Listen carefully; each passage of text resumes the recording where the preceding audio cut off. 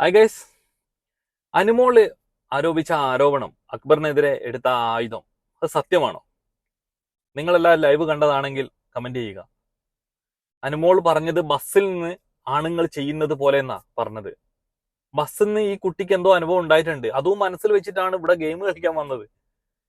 അപ്പൊ എല്ലാ ആണുങ്ങളും ഇത് ചെയ്തോണ്ടിരിക്കുക എന്നുള്ള ഈ കുട്ടി മനസ്സിൽ വെച്ച് നടക്കുന്നതെന്ന് എനിക്ക് തോന്നുന്നത്. ഇതിനു മുമ്പും അനുമോൾ ഇതുപോലുള്ള ഒരുപാട് ആരോപണം പറഞ്ഞിട്ടുണ്ട്. അക്ബറിന്റെ നോട്ടം ശരിയില്ല, അതൊരു വിവാദമായതാന്ന്.